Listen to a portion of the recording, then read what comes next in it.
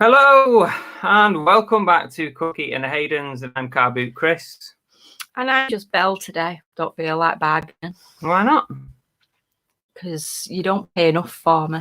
Don't pay enough? What are you on about? Let's just move this around a bit because we're not quite in the middle and a bit anal about stuff like that. So is it upsetting you if I go like this? Yeah, just stop it.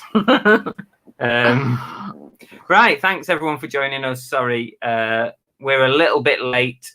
We got chatting to our special guest, and Annabelle's been messing about and making me wash up and stuff. I knew it was my fault. So let's see who we got in. We've got Linda and Gaz. Oh, hey up, who's this? The Mad Tatter's here with his new.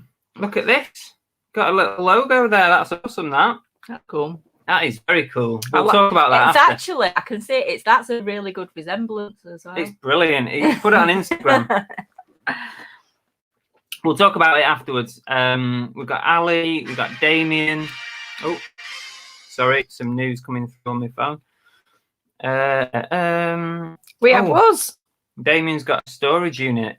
Cool. Well, I'm sure we're going to find out about that. Oh, Cookie and Hayden's. And if you can see, I've added a little bit onto our name here. Hopefully it'll help with the search engine a bit. I'll talk about it anyway in a bit. Just completely taking over Cookie's channel, aren't you? Just full stop. I know, but I'm worried that people can't find me. That's the thing. Laundon's Loft. Is that a new one? Thanks for joining us. But yeah, they know Damien. Feel free to drop anything into the chat. Lee's in. Lee, hey guys, how's it going? We're good, thank you. See, Lee, I'm going to blame you for the extra bit on the title because when you came to see us, you didn't know who we was. So he now feels like it weren't that. You were quite taken aback though that you didn't know who Carboot Chris was. Oh, of course. I mean, everybody should know who Carboot Chris is. When there's not many people waiting and the stream doesn't start instantly, I often think I'm broken. No, it was totally Annabelle's fault. Sorry about that. Ketan's in. Hi all. Sorry, Chris and Belle. I've not been present last few weeks. Moved back to the UK from Ireland. I couldn't take prices for postage there. And Ian Cummings is in. Sorry, I did see you, but you popped up. We've got Trotters into eBay. That's Jimmy, Jamie, whatever. Jack, Josh. Georgina's in. Thanks for helping us promote, Georgina. Appreciate that. There's lots of people in. We've got Charlotte there. How do you find half term? Does it affect your sales? We'll talk about that in a minute because we've got a special guest, and this is what this show is all about today. We're going to talk to Andy Mad Tatter, as he's known on YouTube, and he's very, very close to getting 1,000 subs. Now, I'm pretty sure he's not going to get any more from my channel, but if you've not subbed the Mad Tatter, make sure you do. Let's help him get to the magical 1,000 number. How far off are we? He's on about 910 or something. So he'll probably get one or two from here, hopefully. But let's help him get to the 1,000, then he can start earning megabucks from YouTube. Here we go. Hi. Hey. Hi, hello everybody. Hi Chris, hi Belle, hi chat. How's it going?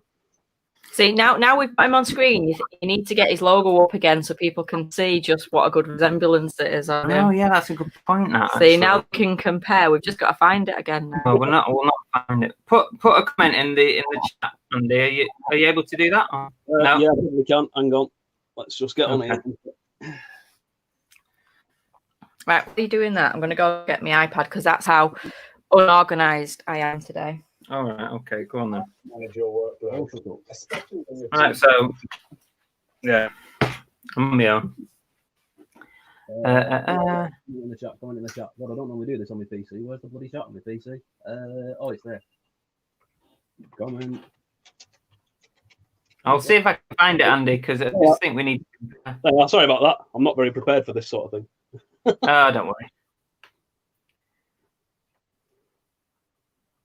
There we go. So, look at that. I'm going to work the camera there. It's brilliant. So, where did it come from then? So, my missus Jo collects these little models, these little handmade models of monsters from a girl who's got a business called Creepies. And it turns out that she also does caricatures and drawings and cartoons and stuff like that as well. So Jo has sort of had this logo made on the sly after sending her descriptions of me and stuff like that, and just sort of a couple of screen grabs from some of my videos. And then this just sort of arrived out of the blue yesterday, and she put it up on my Instagram as my Instagram post, my Instagram profile picture, and said to me, "Quick, get on your Insta because it looks like somebody's hacked it." So and then there's this new bloody logo, and I was absolutely made up with it. It's great. I'm well happy with it. So it's brilliant. It's really good. Piece Dreadful Drawings, I think it is on Instagram. So where are we going to use this? Where am I going to use it? Yeah, are you going to use it on everything? Yeah. It's the logo for my eBay store now. It's the logo for my Insta. It's the logo for my YouTube. If I ever go down the route of doing any merchandise, I don't, you never know whether you're going to do merchandise or not. But if I end up going down that route, it'll probably end up going on that sort of stuff as well. You never know, because it's just cool. And, I'm well happy with that. Yeah, no worries. That's cool. Let's have a look. So, hang on a second. Hang on. Kamas A has said, "Can you shout out my friend Mahin?" Hi, Mahin. Hello. Welcome. Right. Okay. So, Andy. So, why don't you start by just telling us a bit about how you've come about into sort of reselling, and remind everybody what your journey's been. Anyone who doesn't know. Yeah, absolutely. So I've spent sort of professional life prior to reselling, without going into loads of details on it and boring you all to tears. Spent 10 years in the jewelry trade. Started out as a shop assistant in the jewelry trade and just kind of worked my way up from there. Ended up managing stores, getting to a sort of somewhere between a store manager and an area manager type position for a big national chain of pawnbroking jewelers. And also done a lot of the practical side of jewelry as well, in terms of design, manufacture and repair. Once I ended up getting out of the jewelry trade, I went into car sales. I did car sales for 5 years, got up to the position of used car sales manager before I left an independent dealership. I then went and worked in the pet trade for a little while because I left the car trade because I got diagnosed with diabetes. And that's kind of getting made worse by the fact that as a car salesman, you're sat at your desk a lot, and people are bringing you donuts and cookies and all of that sort of stuff. So I got diagnosed with diabetes. I thought this isn't a good environment to be in. So I just went and did a basic job in the pet trade, which was actually a really good move because it showed me I could live on sort of a minimum wage type basis. And then in sort of November 2018, my wife started, my wife fell ill, nothing dead serious, but my mum was also ill at the time as well. They're both all right now, don't get me wrong, but at the time there was a lot of sort of back and to hospital and things like that for both of them. So I said to my employer at that point, who himself had actually just had a pretty bad medical scare, to be fair, as well. So I expected a reasonable amount of understanding. And I said to him at that point, there's a chance I'm going to have to take my missus or my mum to a hospital appointment or whatever here or there. And I was working as a store manager for him. And his answer to me was, well, don't make your problems company problems, will you? And that moment, I immediately sort of mentally checked out from that business and couldn't, sort of come to terms with somebody saying something like that to me. I'm 35 now. I've been working since I was 16, and nobody's ever said anything that sort of callous to me, really. In that space of time. So I'd been doing a little bit of reselling for a few months prior to this event, just on a kind of part-time basis for a bit of fun and a bit of spending money, bit of pocket money, just selling stuff that was around the house and stuff like that. And obviously been watching a lot of YouTube videos and things, as people do when they're just getting into this. And from there, I just decided, I'm just going to make a go at this and do it full time. I had a month's wages behind me. And Jo, my wife, had a little bit of inheritance money from a relative as well, so we kind of lumped that with the bit of money that I had, and we just sort of launched into it pretty much big feet first. And to be totally honest, I would not do that again, given the chance to do it all over again. I would rather sort of have a good pool of money behind me before I went full time and started doing it all again. But we have had that conversation. we've had that conversation with a few people about how they got into it, and there's so many people where it's been a misfortune of some, you know, where they've lost a job, or we've had a few people where it has been like loved ones have become ill, so they've had to give up work, and they've kind of been pushed into the reselling side of things. And everyone's pretty much said what you said, which is it's not the ideal way to kind of start into your reselling world, because I think it takes a bit of the fun out of it, doesn't it? Because it becomes ever more serious with it being there. Yeah, on the one hand, yeah, definitely. The pressure is on straight away. But I did find the sort of one benefit that I drew out of it myself was that I did find it kind of put a rocket up me and kind of gave me a kick up the arse to like, right, you've really got to focus on this now. You've really got to drill down on this. You've really got to, you know, start making money that is comparable to what you were making working for somebody else. And you've got basically 6 to 8 weeks to start doing it. So that was the double-edged sword of it in a way. It was a good motivator, but at the same time, it was like, you know, there was a few squeaky bum moments where, you know, I was like a bit close to bills not being paid and stuff like that, and a little bit late on bills and stuff. So yeah, I wouldn't give me a chance again. I wouldn't go full time as quickly as I did, but in the circumstances that I was under, it was kind of the best option at the time. Yeah, but it does show that it can work, can't it? And, you know, reselling can fund you on a not only for like a lifestyle sort of basis, but just general day-to-day sort of. Oh God, yeah, absolutely. I think, you know, I absolutely think that there is no reason at all why everybody in the world couldn't quit their jobs tomorrow and start doing this, because there's enough stuff in the world that people are always going to want to buy and sell it to and from each other. There's also sorry. Me chair keeps sinking. Yeah, but there's, as I say, there's enough stuff in the world that everybody could be buying and selling all the time to each other. Not a problem at all. And really speaking, do we all need to be working these full-time jobs in this day and age? Everything's built. You know, what do we need to be working 5 days a week for anymore? It's, you know, that's kind of a bit of an idealist standpoint, I suppose. But, you know, it's I think it's valid to a certain extent. I mean, I think even from the way that we did it, I don't even know if that's even more scarier, because you're kind of taking the decision yourself to put yourself, as he calls it, self-unemployed, when, you know, you're coming from, obviously, you were earning a good wage, like monthly wage, weren't you? To then step away from that into the unknown was like, that took ages, didn't it, for you to make that sort of decision? Well, yeah, because you're having to drop a fairly decent regular wage. That's what I did. I took a choice to drop a decent regular wage and just go for it, based on sort of 4.5 to 5 years worth of part-time and getting to know different areas of buying and selling. So I kind of had that behind me where I was sort of reasonably confident that I could scale it. Yeah. By working out what I did as a part-time basis. So if I was able to work, you know, 5 full days a week on the same basis that I have part-time, it would automatically scale to this level. Yeah. So that was kind of the way I did it. I kind of convinced myself that I could do it. Yeah, it's like a risk-reward thing, isn't it, really? You know, the more risk you take, ultimately the reward, it could potentially be a lot higher. But similarly, the risk is a lot higher as well. So, yeah, I kind of get that. And I kind of get how it would be quite nerve-wracking to voluntarily launch into it as much as it was to kind of do it on an almost involuntary basis as well. Yeah, I never really thought of it that way, but it's a good point. Yeah.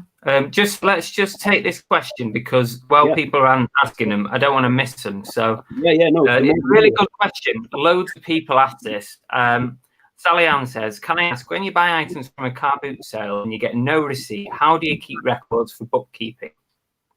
Yep. Do you want me to answer first, or? Yeah, go on, you go. Yeah. I keep a spreadsheet of everything that I purchase, whether it's purchased from car boots or charity shops, whether there's a receipt for it or not. All of the items, the amount that it cost, it's all recorded, the date it was purchased, what the item was, how much it was. And that all goes on. The figures that come from that spreadsheet are what goes onto my tax return at the end of the tax year.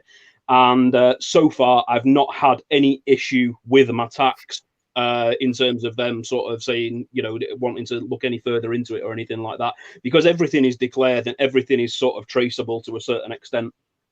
Yeah. I mean, I don't do spreadsheets, but what I do is I just keep a logbook, and in this, what I do is I have a day per sort of whatever I've been doing. So let's just take one of these dates, a decent example. Okay. So I'm on this one here. So if you can see there, I just put the date at the top. At this point, I was numbering the pages when I was doing a manual accounting, but I don't need to number it anymore because I just take a picture of it and put it in QuickBooks. But I just write roughly the item. Doesn't have to be exact. So what's that? 6 Cadbury something, 5 DVDs, Disney Snow Globe, how much it costs, then a total. And then what I do is I send the money to myself from my bank account, because I normally pay out of my own money. Yeah. So, and then that creates the entry, the transaction, which I then marry up with a picture of this. So that's how I do it. I think that is how a lot of people do it, or they do a spreadsheet. But I actually went to see an accountant to ask their advice on how to deal with this kind of thing, and they said that is acceptable.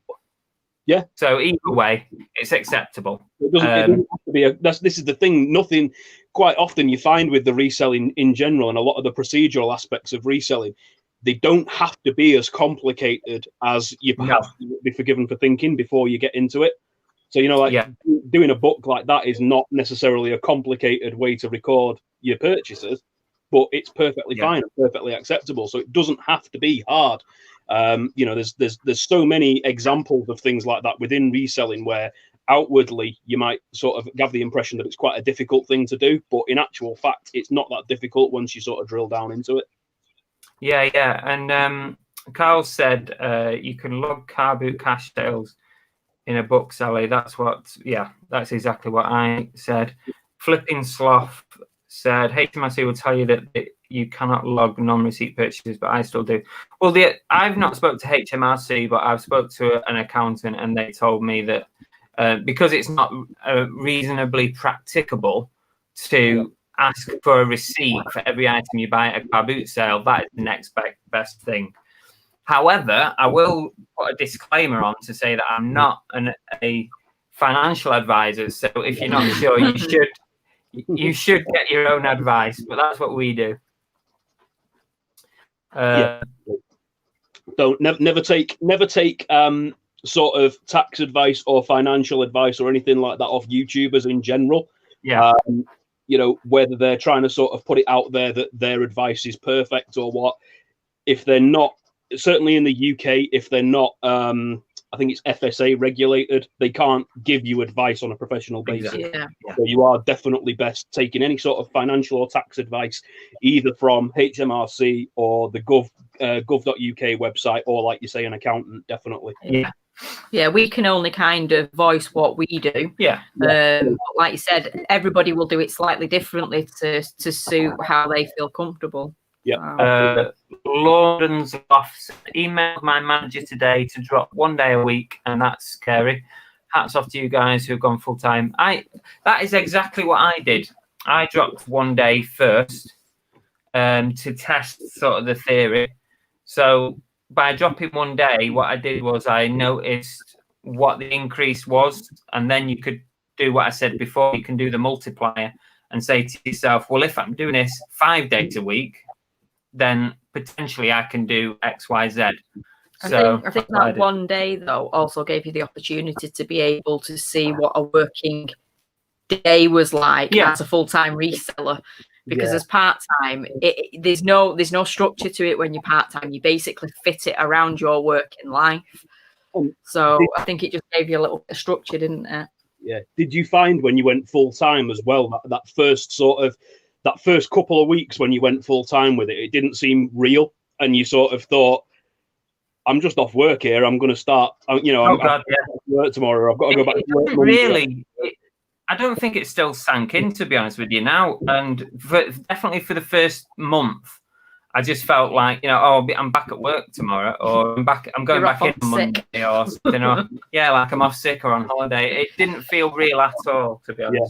No, I found that as well, definitely. Especially after so long. Like I say, I never went through sort of higher education or anything like that. So I went straight into work at 16. So for me, I'd been working all that time, and it was like, now suddenly I don't have somebody telling me what to do and stuff like that. So it was kind of a weird transition, definitely.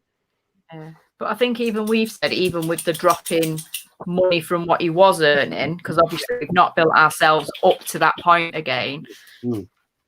Chris, you'll definitely still say he much prefers what he's doing now, even with the lower wage. I'm not earning what I was before. But I don't really care much as long as I've got enough to get by. Yeah, it gives you an appreciation for so much else in life rather than just chasing money all the time. I mean, ultimately we are still chasing money because we run retail businesses, but you're not feeling like you're working for somebody else. Oh, I've got to put X, Y, Z in to get me bonus, or I've got to put, I've got to go and do an extra day, or I've got to ask somebody for time off, or any of those things. You kind of get an appreciation for some of the simpler aspects of working for yourself versus the kind of sort of structured aspects of working for somebody else. Well, he's definitely a lot less stressed. He's nowhere near, even though we've got different stresses now in terms of making sure you're bringing the money in. But the way he was when he was working, his stress levels are nowhere near the same. You just weren't enjoying it, were you? No, definitely not anymore. Since I've started doing this, like I say, I was originally diagnosed when I was diagnosed with diabetes. I was also diagnosed with high cholesterol and high blood pressure. And since then, since I've left sort of the rat race, if you like, my blood pressure has come down to like practically a normal level for somebody as big as me. So, it's definitely had a measurable health benefit from my perspective. Yeah, no, that's good. That's good. Victoria says, is an online calculator like Final Fee Calculator good enough to work out profit?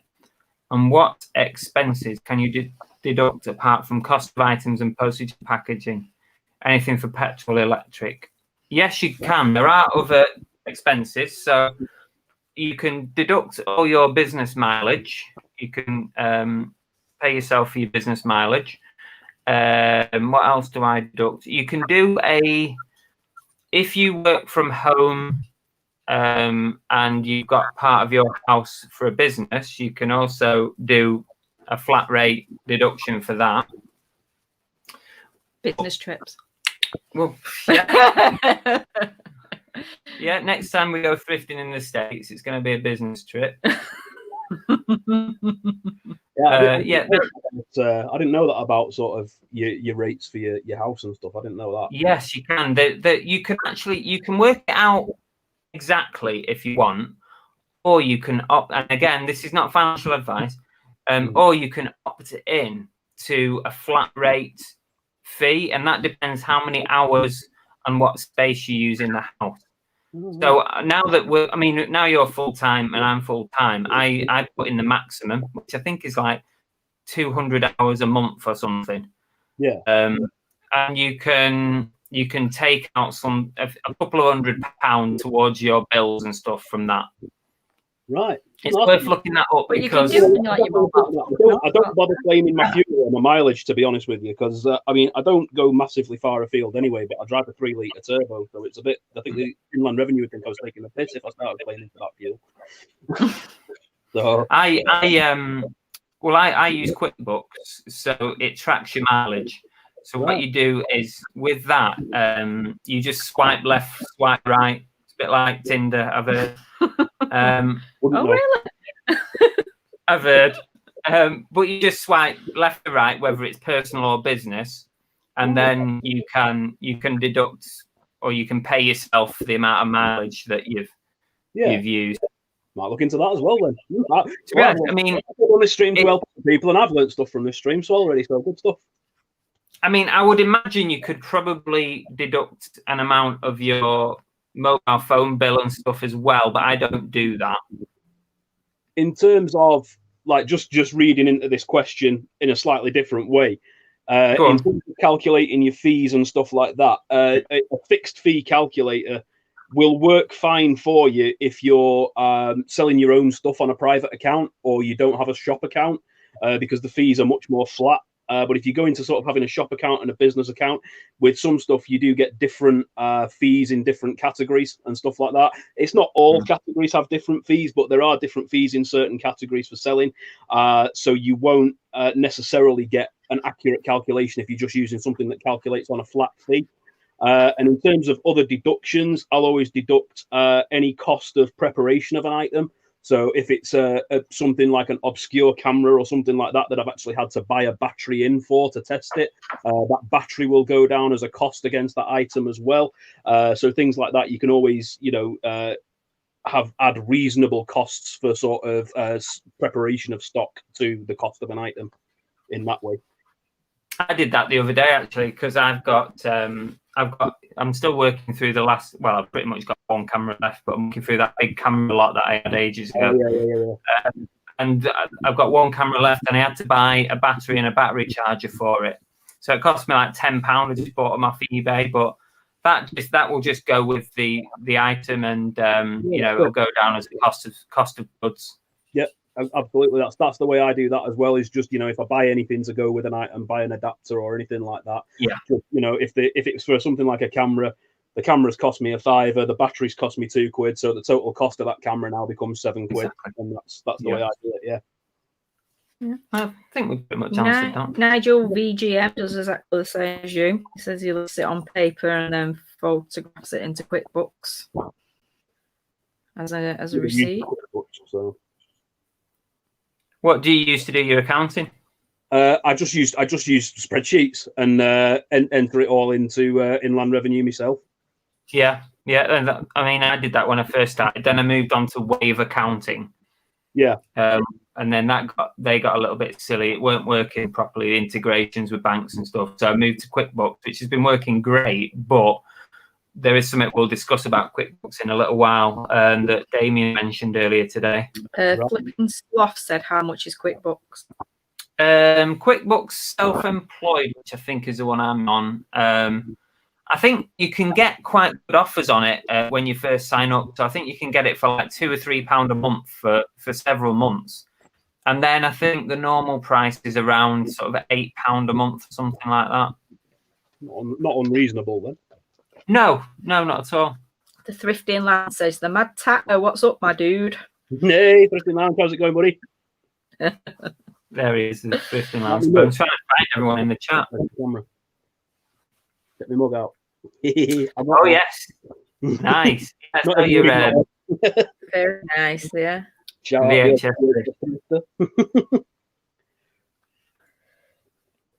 Yeah, I totally agree with that comment from Rewind Resells there. Definitely love what you do, sell what you love, and it does make life so much easier for you. You have a much better time doing it as well.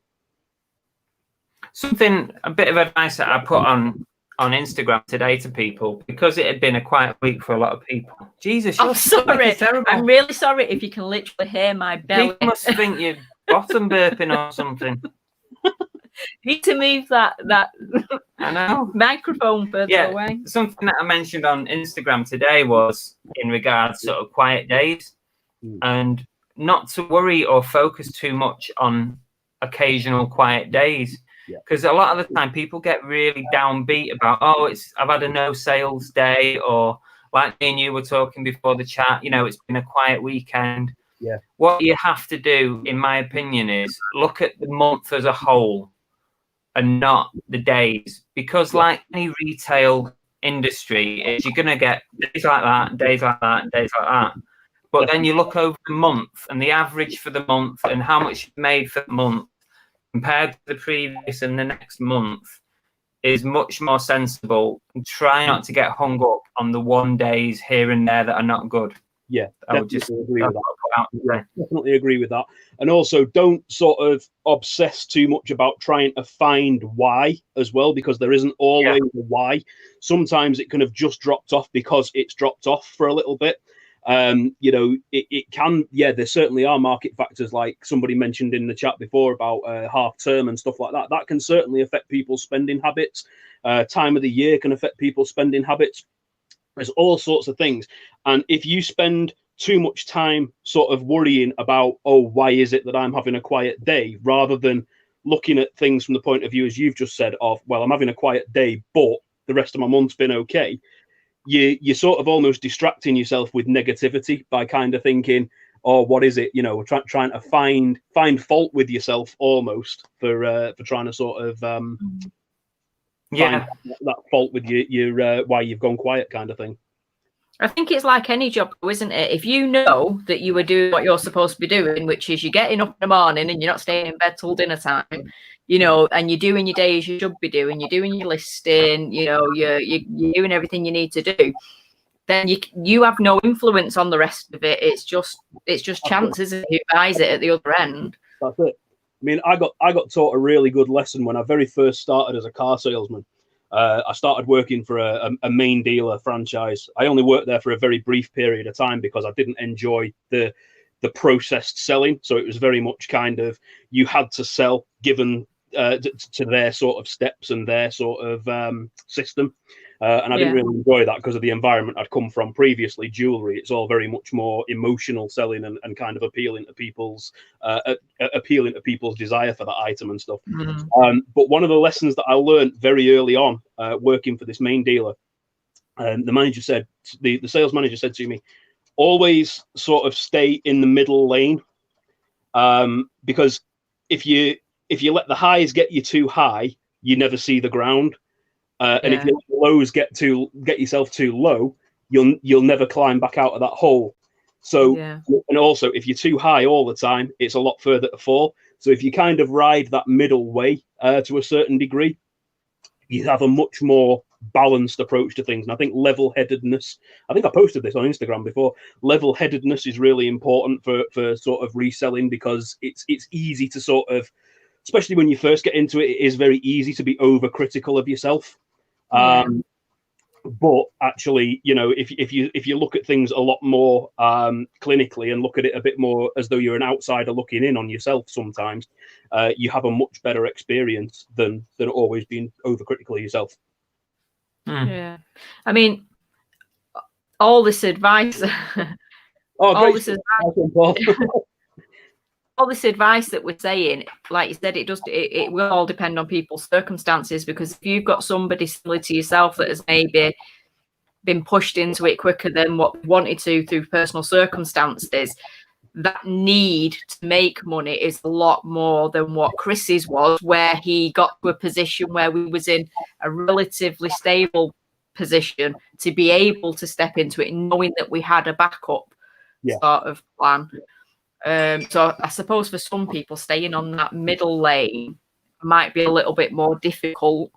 Yeah, because like you said, it's not something that comes easily. I'm quite sort of, you know, I if I have a particularly good, you know, something happens to me, even now, I still kind of get that kind of aspect. But yeah, you know, nobody's perfect. But ultimately, the thing that I think, from what you've just kind of been saying there as well, the thing that I would, the number one piece of advice I would give anybody, whatever sort of stage you're at with reselling, whether you're just starting it, whether you're thinking about starting it, whether you've been doing it for a while, whatever, run your business and run your reselling for you. Don't run it for, you know, X, Y, or Z YouTuber and run it to their standards. Don't run it for any other, you know, don't use other people's standards and other people's metrics to judge yourself. Run the business for you, because you're going to have a much more enjoyable time of doing it. I'm not saying don't watch YouTube channels or anything like that, or don't take advice from YouTube channels, because that's kind of what we're doing here now. But definitely, you know, don't let them influence your business and how you want to do it. Learn from them, but don't necessarily just sort of go, oh yeah, they've said to do that, so that's what I'm going to do. Because I fell into that quite early on when I sort of jumped in feet first full time.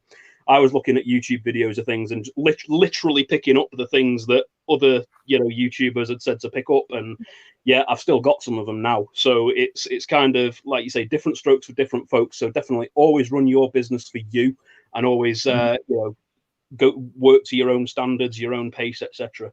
Yeah, you can't compare to somebody else because everybody's circumstances are completely different. Definitely. I mean, that's a big trap that a lot of people fall into, and that is comparing your reselling journey to somebody else's. Yeah, everyone is so different. Everyone focuses on different things. Everybody looks for different items. People have a trained eye for different things, and people sell in a different way. They have different bank balances they can rely on. There's so many different factors in everyone's reselling journey that you just cannot compare yourself to anyone. So it's a really good piece of advice to tell people, just take little snippets and turn it into your own sort of way of working. But don't compare yourself, because it will drive you bonkers, because you'll see. I mean, social media is terrible for this, isn't it? Everyone likes to share amazing things that they're doing, and I sold this thing for £200 and that thing for 500, and then sometimes you don't see people, when it's not so good. So therefore you think it's good all the time, and it's not. Well, it's like you posted on Insta this morning. You'd not had a lot of sales over the weekend, and that kind of made me think, actually, I'm going to do a post like that as well, because I didn't have a lot of parcels over. So it's kind of not everybody is going to show you the rough, and quite often, sort of from my experience, this is a personal opinion and it's not directed at anybody specifically or anything like that, but my personal opinion where social media is concerned is that often the people with the loudest voices are the ones that have the least to actually say.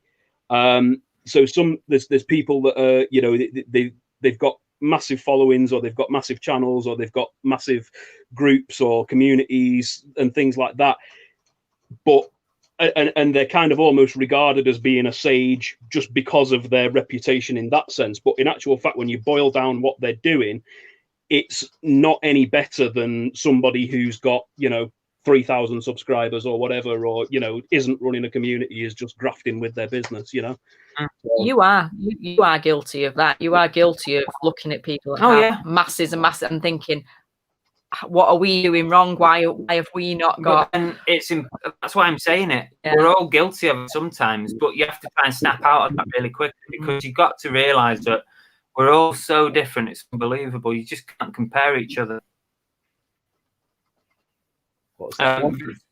Victoria Plum says, how do you deal with the stress of having a bad week, given that you're reliant on the business?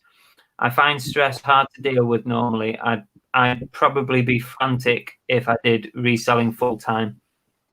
Well, we have got the bonus at the moment of I still work full time, so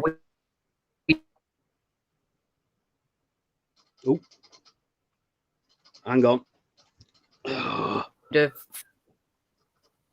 All right, we're on. Sorry. Yeah, no, sorry. It bugged out a bit on my end there. Sorry, chat. I'm doing this on my phone, and apparently it's not very good on your phone, so it just sort of bugged out at my end. That's okay. And we also do have a little bit of savings, don't we, as well? So it's not like we're completely at a dead end if Chris doesn't bring in masses and masses of money every week. I think if I had a really bad month, a whole month really bad, then I'd worry. But I think even you can have a bad week and you can still recover the month. Yeah.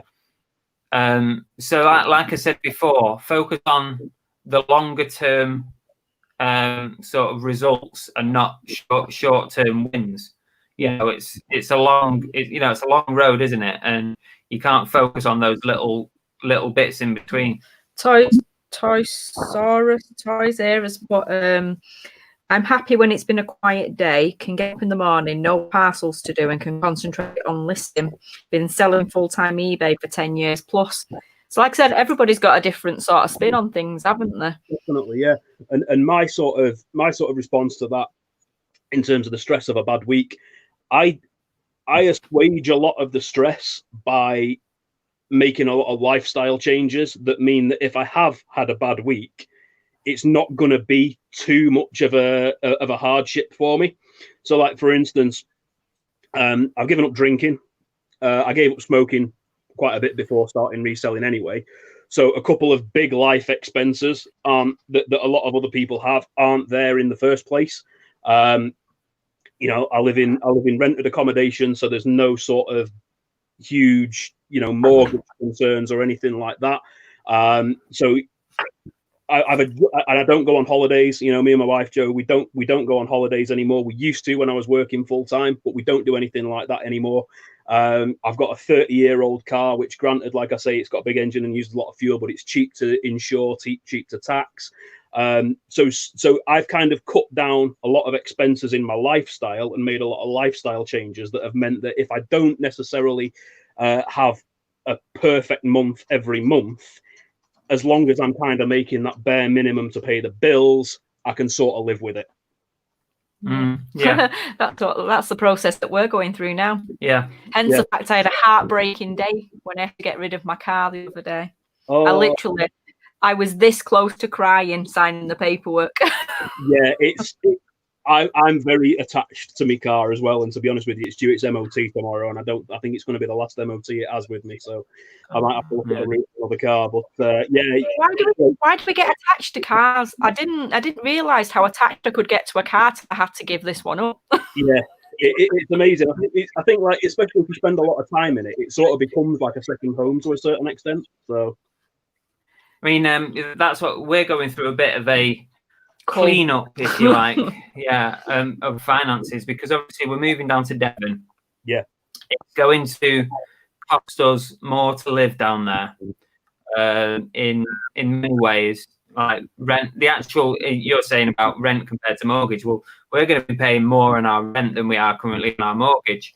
A lot more. A lot more. We're having to work out like our incomings and outgoings, and we are going to trim down all the little extras that we couldn't have, that we currently use. Things like a full Sky TV package. We don't need it. But we've got it because we can. That's it. Like I say, you find a more pleasure in simpler things as well when you start sort of cutting these sort of what's the word, like fads and stuff out of your life, like Sky TV, or having like the newest best phone, or having a brand new car every 3 years or whatever. When you start to sort of chop that out of your life a little bit, then you start to find simple things. This is the face of a person that will never give up his top of the range phone. I do like a decent phone. We would not eat for the whole month if it meant you could have a good phone. Yeah, but cutting down, even making simple things, simple compromises like not having a takeaway every week, or things like that. Not going to going for a night out to the pub, or going for a meal somewhere. Just making simple changes in your life can make things a lot easier for you in terms of your reselling as well. And like I say, when you start finding that pleasure in sort of going out sourcing and finding stock rather than going out and getting pissed or whatever, it becomes, I found life sort of becomes a lot more satisfying in a way, because you're not sort of chasing a temporary pleasure of going out and getting slaughtered. You're actually doing something that's going to have a lasting effect for the rest of your life or your career. Yeah. So. Well, we've been going wrong somewhere, because even on 2 full wages, we didn't go out and get pissed. So it's just an example, to be honest with you. But I know exactly what you're saying. Right, Toysaurus Toys. Comparison is a dangerous thing. At the end of the day, depends what's been paid, what profits involved, vanity. Yeah, absolutely, yeah. Because we don't know what people are paying for things. And I tell you what, comparing people who compare themselves to Amazon sellers, that is the worst thing ever. Because especially if you're one of these Amazon sellers, the amount of percentage profit that some of them are making is tiny compared to the likes of me and you, Andy. I mean, you're talking less than 10% on some big. They'll buy 100 of them, make a very small margin, but ship them quick and sell them quick. Volume game, isn't it? if you try and compare yourself to an Amazon seller, it's a completely different ball game, and you can really you can see people sharing on Instagram. Oh, well, I've done £500,000 on Amazon this year. Okay, but actually, how much profit is in that? Yeah, and if it's 10%, then you're talking about 50 grand, you know. Yeah. So it's you just don't know what is behind the sales and behind the numbers. You know what I mean? And that's why I always try to be really transparent with sort of the videos I make and stuff like that when I do my sales round. I try and tell people what I made after shipping and fees, etc. So yeah, it's really interesting when you do that. I really enjoy it. And the thing with us is we're happy to show the bad as well as the good. Yeah. And that's what it is. We don't just make it look like it's all roses. No, that's it. You know, I've shown items that I've lost money on. I've shown items that I've made like 10p on. I've shown items that I've made 100 quid on and stuff like that. You know, you've got to have a good, fair picture of everything because, like you say, it's not all roses, but at the same time, it's not a complete slog all the time and complete hell all the time either. Oh, no, we wouldn't do it if it was, would we? That's it. Yeah, that's it. You know, I'm not saying, I wouldn't say I have a particularly, you know, if there was an outsider looking in at me, I wouldn't think they'd think I've got an amazing lifestyle or anything like that. But it's great for me. I love it. You know, it's the most chilled I've ever been in my life is doing this reselling. Well, Nigel VGM has said, when I first started, I looked at and did a big review of all my monthly expenses with the view of reducing first. Personal spending and whatever bills I could made a world of difference. Yeah, great. So, yeah. Can't argue with that, bro. It's the most sensible way of doing it, isn't it? Because there's no point in going into this sort of a business if you physically can't afford to do it. If you're going to end up not being able to make ends meet and not being able to pay your rent or your mortgage, it completely. There's just no point. Yeah. Matt Retro Reselling 82 asked me if we go to any city games and will we be travelling back. We did have a season ticket for 2 years, didn't we? Up to the season before last, but the really good season. Yeah, two amazing seasons. No, we went to the Derby match a few weeks ago. That's probably the last game that we'll go to, and no plans in the future, I don't think. Fat Girl Stone has said that, just going back to the stress issue, she's put, why to help the stress to budget your money and have a plan in place for a low profit month, plus have money set aside. Yeah, having a sort of contingency plan, definitely. Can't argue with that either. Yeah. Somebody else asked again, how have we done with it being half term? Oh, sorry. Yeah, we did get asked that before. We've been asked it a couple of times now. Half term. It's not really looked much different for me, to be honest. It's been up and down. We've had decent days and quiet days. It's been fairly average, really, I think, for the month. Don't know about you, Andy. Yeah, fairly average for me as well. It's not been an exemplary month, but if I compare it to sort of February last year, which was sort of my first February doing it, it's definitely been a lot better than this year. So it's, you know, on a year-on-year thing, it's definitely improved. I'd like it to be a bit better, to be fair, but I can't complain. You know, everything's still hot. So I mean, year on year, I'm still up, but obviously a year ago I was part-time and now I'm full-time. So I would fully expect to be up on last year. Yeah, you definitely. June Mandria said, for what it's worth, last week was my worst since going full-time. 0 sales across the weekend. But today he's done his second best-selling day ever. But that is exactly what I mean, Stu, about not worrying too much about a couple of days, because it comes in. It will come in over the course of the month. I mean, I've had a quiet weekend, but today I've probably done, I don't know, between 150 and 200. So, you know, it's picked up again. Yeah. Brum Reseller says, Carboot Chris, I'm going to Wembley on Sunday, crapping it. Oh, well, listen, whatever, may the best team win. That's all I can say. And, you know, good luck. Not too much luck, but good luck anyway. We got any more questions in chat or anything, or anybody want to know? Yeah, anyone got any questions? Sallyanne's put, I think what you're saying is cut your cloth accordingly. Exactly. Yeah. very much so. Yeah, live within your means, and yeah, definitely. Go on. I think most of us, if we really, really, really look at what we're spending, we can trim back somewhere. Yeah. We all spend money when we don't really need to. Oh God, yeah. Yeah, Refine Resales is just going on talking about the stress and saying don't be afraid of having the odd failure here and there because you learn from it. Exactly. There's a really great video on YouTube, and if you search for Denzel Washington fall forward, it's a really good. It's like a bit of a motivational speech that I think Denzel Washington gave at a university in the US, and he's talking about, you know, if you're gonna fail, be prepared to fail big, because you'll learn so much more from failing big than you ever will from sort of little failures and kind of brushing them under the carpet. And similarly, you know, people talk about having something to fall back on, and he says, if I fall, I don't want to fall back, I want to fall forwards.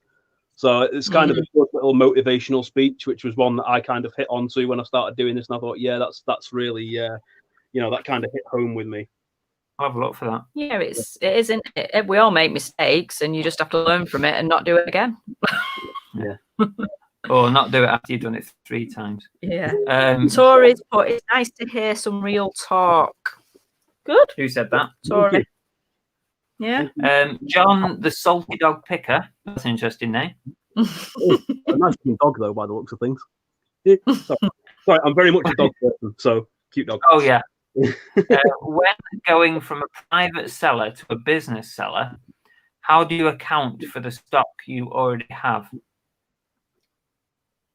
Would you just price it up and... Assuming that means sort of stuff that you've been selling that you already own, and then how do you account for the cost of stuff that you already own? I'm guessing that's what you're meaning by that, John. Yeah, I think that's how I read it.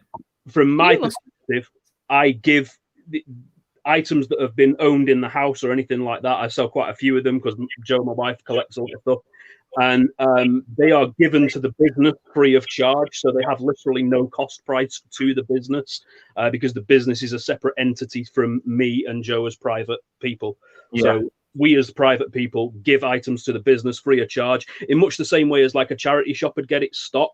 They're given items free of charge by members of the public, so they have no cost against them.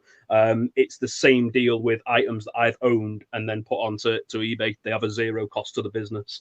I mean, we're currently going through because we're packing up the house ready to move. We're getting rid of loads of stuff. So some of it we are giving to a charity shop. Some of it we're just putting in the bin. But some of it we're selling on eBay because I've sold loads of clothes and stuff that I don't want anymore. Yeah. So what I've done is I just give it to the business, and you know, I've made a couple of £100 the last few weeks out of stuff. But it's just, you know, it's not recorded anywhere. It's just put into the business. Yeah, that's it. You know, I record the item coming in on my spreadsheets and stuff so that I can record the item going back out, but it comes in with a zero cost against it.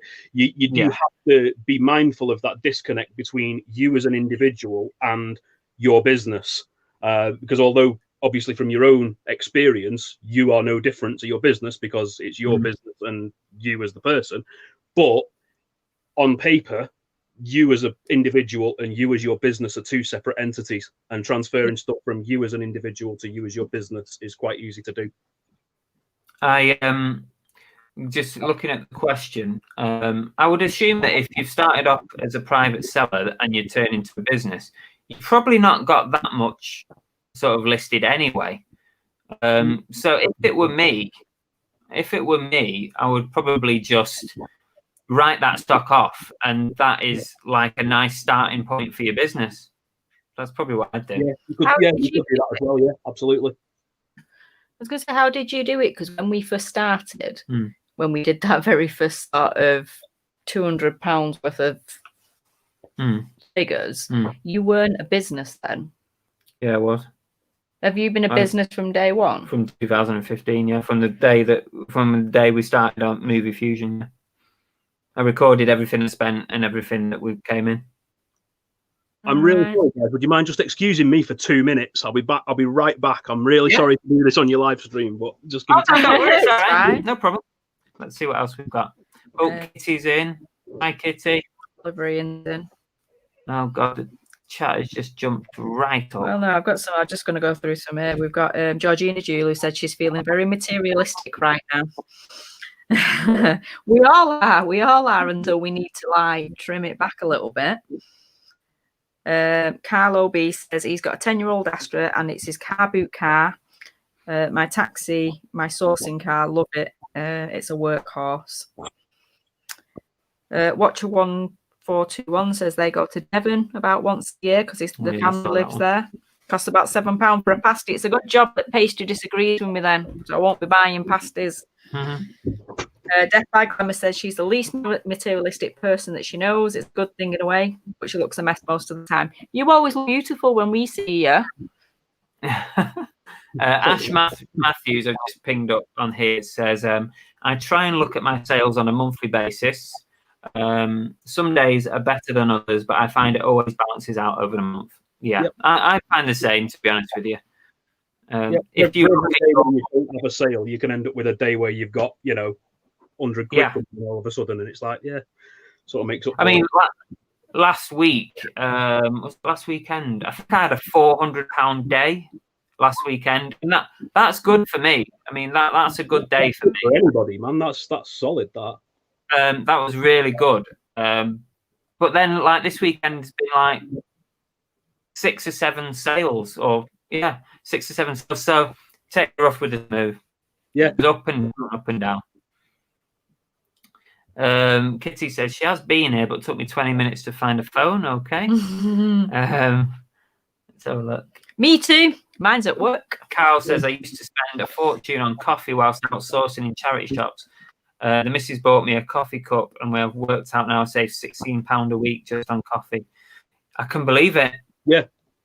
That's something we're putting out. We're not doing coffees anymore. You keep your expensive phone. I'm keeping my coffee. All right. I'm quite lucky in that when I was working, I never used to spend my Costa points.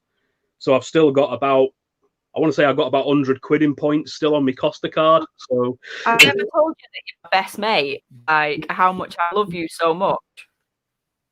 Listen, right, this is the person, right? This one here, bin dipping. Seriously, bin dipping for the receipt for McDonald's stickers for the coffees. Right. She saw a cup in the bin and she went, "There's a sticker on that cup. I'm having that." So she went and got a sticker out. I've not done that, but I have done it with receipts in Costa when people have left them behind and they've not had their own Costa card with their points on it. I have other people's receipts and chucked my card. See? Yeah, good. See. Oh yeah, whenever I go to throw my cup in the bin, I always have a nose, especially in like the part where I walk the dog, because there's literally a McDonald's right next to it. So everybody goes in McDonald's, gets the drinks, and then goes walking around the park.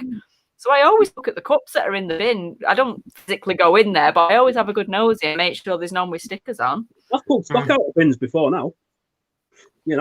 Well, not bins as such, skips, but I have definitely, I'm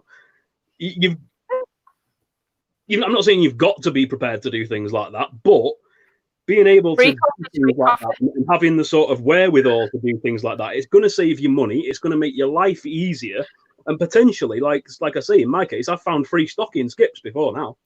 Yeah. So, if you're prepared to do these things, it depends how far you want to go with it.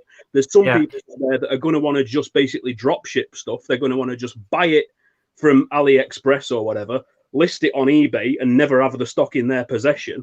Yeah, they might not necessarily make huge sums of money. I mean, I know there's some that are, but they might not necessarily make huge sums of money or whatever. But then there's going to be people that are prepared to act per unit, should I say. They're not going to make as much money per unit, like you were saying before.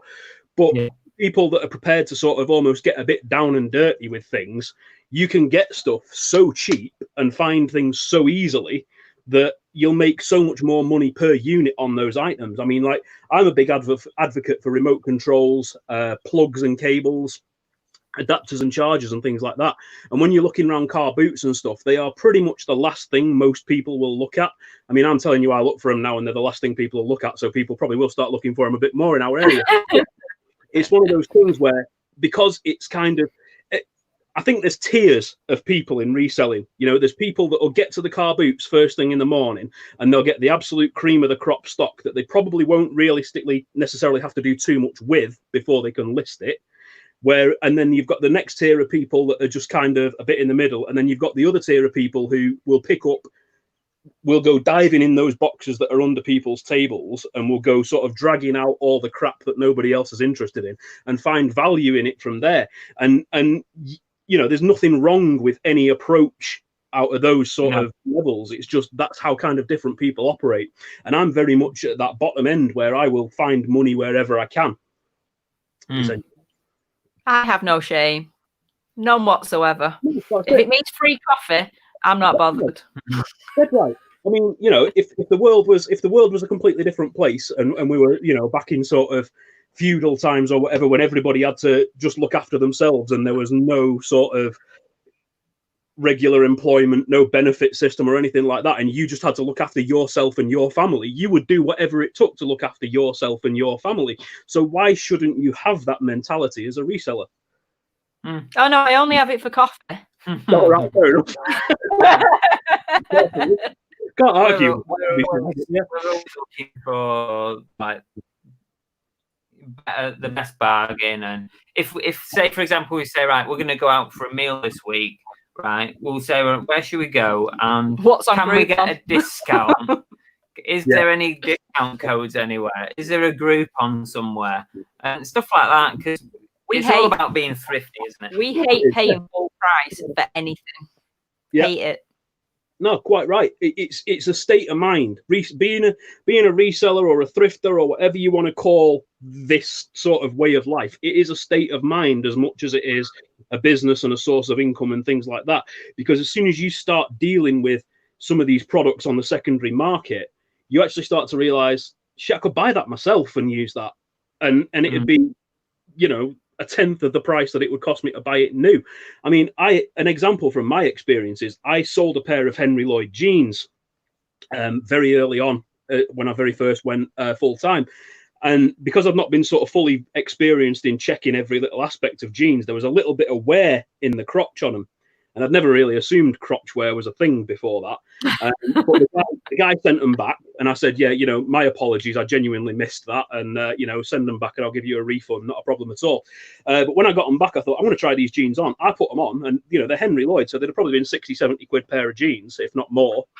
And they cost me, I think, £3 from a charity shop. Yeah, granted, I sold them to this guy and got a return on them. But I got a pair of 70 quid jeans for £3 and I got probably about 9 months wear out of them before that bit of wear turned into a hole and I binned them. So it's kind of, like I say, it's a state of mind as much as it is a business and a sort of, you know, way to make money. Well, once upon a time, if I ever wanted, say, like was having a night out and I wanted to go get a new outfit, I'd go into the town centre. I'd be going into whatever clothes shops there are. I can't remember the last time I went into a normal clothes shop unless it had a sale on. Because I literally go in the charity shop now. Yeah. Because what can I not find in a charity shop? I know. And to be fair, a few years ago, I would never have done this. Right? I can't remember the last time that I bought probably something brand new from a clothes shop. Yeah, and you do buy online. Not really. In the sales, you do buy like M&M direct. That's different. That is being thrifty. But no, very, very rare. I buy something brand new these days because when we're out and about, like you said, we're at Carboots, we're at charity shops, and we're at vintage sales and stuff like that. We see so much stuff that actually is great quality. But it has taken you a lot longer to come round to buying stuff for yourself. Yeah, definitely. Because even through his reselling, you've been buying to resell, but he would never look for himself. He wouldn't pick something up and go, oh, actually, I quite like that. Whereas now you do. I do now, yeah. I do struggle to spend money on myself, but that's not from the perspective of like pride of not wearing secondhand stuff or anything like that. It's just from the perspective of, should I spend this money on myself or should I buy some more stock with it? And inevitably, stock always wins. Yeah. So. I mean, that's a good thing. That's something that I find with reselling is that I barely do spend anything. I mean, when do I come home with something that's mine or something, you know, bought something for myself? Because you get that spend rush or that hit of spending money through the business. Yeah. No, it's me that goes out and comes back. Yeah, it's me that goes out and comes back empty pocketed because Ego spends the business money on and gets a thrill, and I have to spend my own money. Yeah. Yeah, I get that. STS says, have you ever considered jumping on the shoe trainer selling? Been selling shoes for the last 4 years, and there's some good money in it. It's something that I've barely done any of, and that's shoes and trainers. I just don't seem to see it like everybody else does. Don't know about you. Yeah, I like doing them used. I like doing used shoes and trainers. I don't know if STS is talking about sort of like the hype brand trainers and stuff like that. When I've seen people on YouTube and online and stuff where they're getting them from discount sources and stuff like that, where they're getting the latest releases at a discount and they get them on an early order or something along those sort of lines. There's a lot of different kind of. I've even seen a guy that has all sorts of different bots set up on his web browser to find all these different deals on trainers, and then they're flipping, the newest styles and stuff like that. If it's that sort of thing that you're referring to, it doesn't appeal to me personally, just because I'm not a massive fan of modern fashion to a certain extent. But with the vintage stuff and the used trainers and things like that, I get a real kick out of sort of finding an older pair of, say, Nike trainers and then giving them a really good clean up and a good sort of renovation and getting them looking, as good as they possibly can, and getting sort of good money for used shoes and trainers. That's kind of what I get more of a kick out of personally. And I think that goes back to my jewelry thing, because a lot of what I used to do was cleaning and restoring and repairing secondhand jewelry and antique jewelry and stuff like that as well. So I think it sort of comes back from there and has just moved on to trainers now, really. Yeah, my eldest, well, both my sons are into the top branded products and everything else, like most young kids are these days. But my eldest one was particularly interested in that sort of stuff you were just saying. He used to follow people on constantly. They call them drops, don't they? Waiting for the drops to come in when they'll do like a certain amount at like a bog standard price, and they'll say they'll only do like so many hundred, and then it's done, and then literally within hours those same products are like being sold for like £300-400 more. But like they said a while ago about it as well, and there's a young lad that's just sort of left school and he's making like 10 grand a month or something flipping these trainers, and fair play to him for doing it, but it just, even with that sort of money involved, for some reason just doesn't appeal to me. But we've also got to have, it's still quite a big outlay compared to what we might be spending on items to buy them in the first place. So you're still looking at spending £80-100 on a pair of trainers that you then potentially might sell for £300-400, but you're still outlaying that £100 in the first place, and that's not something we do as resellers. We don't spend £100 on. No, I'll spend like a £5 on a pair of trainers. Excuse me, I'll spend like a £5 on a pair of trainers, and maybe sell them for 50 or 60 quid, but they sell generally reasonably quickly. So it kind of, and 10 times your investment on something is never to be sniffed at. So no. I very rarely sort of find trainers second-hand ones, even at the car boots. I just don't seem to see them for whatever reason. Maybe you may not looking. Maybe we're not looking. Yeah. Confession: I never buy clothing and very rarely buy footwear from car boots. How come? I just don't enjoy buying clothing in that sort of environment. What I like about buying from charity shops for the clothing, it's all hung up for you on rails. Quite often it's been steamed, so there's no creases in it or anything like that. You can hold it up in a well-lit sort of shop and you can see any flaws or anything like that, any marks and things.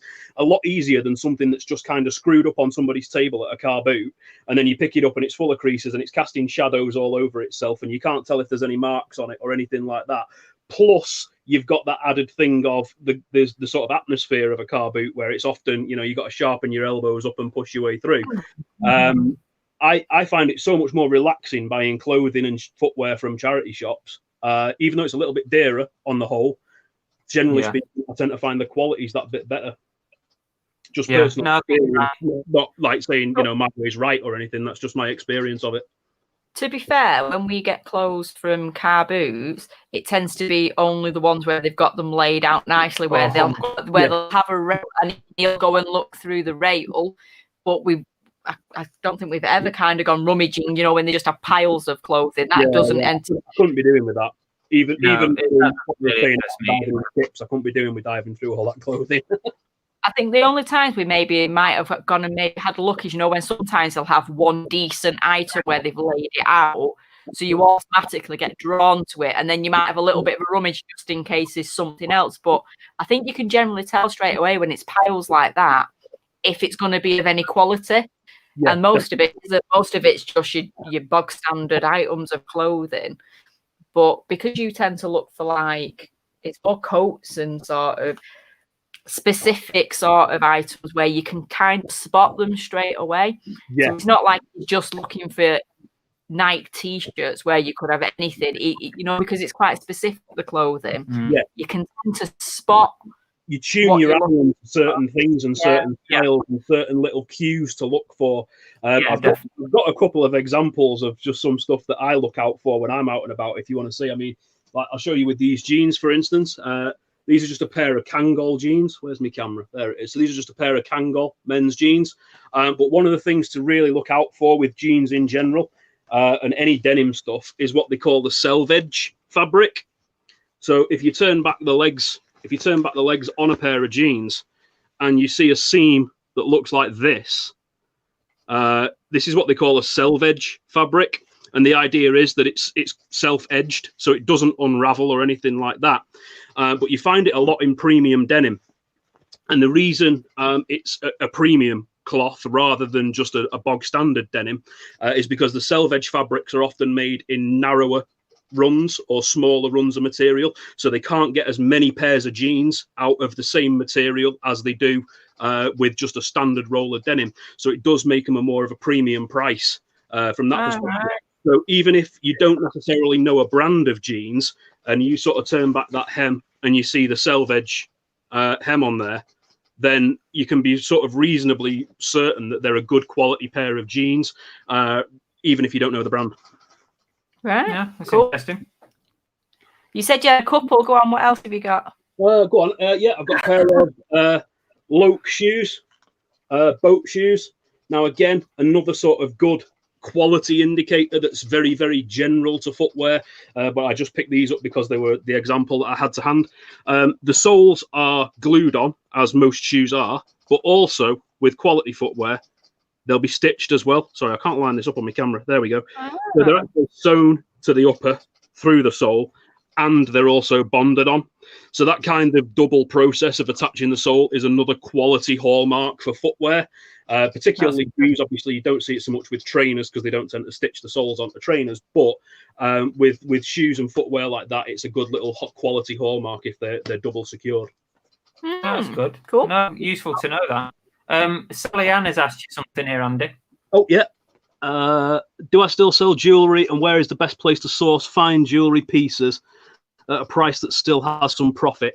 Right, I don't sell jewellery on eBay, and I don't sell jewellery at all generally, to be honest with you. The main reason for that is the expense of doing it. It's not just the expense of actually outlaying on the products, but when you're posting stuff like that, you're going into higher levels of insurance. If you've got a load of jewelry, for instance, and you work from home and you've got it all in your house, you need to increase your insurance on things like that as well. So there are a lot of costs associated with jewelry. Plus, I do feel that online, certainly, there is a lot of potential for fraud with returns of jewelry and things like that as well. So I've not yet gone into doing jewelry, even though it's kind of what I cut my teeth doing and what, you know, is my bread and butter business. In terms of where to find it, the best place to sort of buy jewelry really has always been from people that are selling it, rather than going to any sort of marketplace for it or anything like that. If you can get an advert out or something along those sort of lines in your local paper or something, cash for gold, top prices paid, those types of things, put your phone number on it, get yourself a little set of scales so you can go and work out how much, you know, you want to pay per gram on it. Obviously, check out the gold fix every day and make sure that you're sort of keeping in tune with what the gold price is doing. once you get into gemstones and diamonds and stuff like that, that opens up a whole new avenue of stuff that you have to start learning about as well. So with the jewelry trade, although it can be very, very rewarding, and it's something that I enjoyed working in for a really, really long time, there is a lot to know about, but then each thing that you find out about has a lot to know about that as well. Yeah. So it's not sort of a quick process to learn jewelry and to sell jewelry. Scrapping gold is probably the easiest way to get into selling jewelry. So you just find out what the gold price is at a given day. It's something that's readily published online. You can find that information. If you find out what the gold price is on a given day, think what you want to sort of make profit-wise against the scrap that you're buying, and just kind of picture a per gram price. So like the last time I was buying it, it's going to be massively different now because the price has gone through the roof. But the last time I was buying gold 9-carat scrap, we were paying £3 a gram for, and we were scrapping it for about £8 a gram. So it's kind of, there is a lot of money to be made in it, but it is very labor intensive. There's a lot of expenses involved that you don't necessarily think you're going to have going into it. It sounds complicated. I don't think I'll bother with Matt says, what's the most spoken word at a Carboot? I know what I'm going to say. I know what you're going to say. The one I hear is it's brand new. I think the most thing that I've heard at Carboot is it's such amount on eBay. Yeah. Oh, yeah. Yeah, that one. I hate when they say that. You know, you're never going to get a deal. Like, if they know, it's like, why don't you just go and sell it on eBay? I've said it so many times to people. Yeah. I've said to people, why don't you sell it on eBay? Because you're going to get a lot more for it than what you're going to get here. I've said it a million times. That's normally my answer to people when they say that. Yep. Or make me an offer. That's another one that annoys me. Oh, I hate it. Yeah, that winds me right up. It's like, no, just... I'm not being the buyer and the seller. Tell me what you want for it, and I'll tell you if I'm going to pay it. You know, it's one of them. There's times when people say, make me an offer, I end up walking away. Yeah. Because it just winds me up so much. Another one. You know damn well whatever you offer, they're not going to want. Yeah.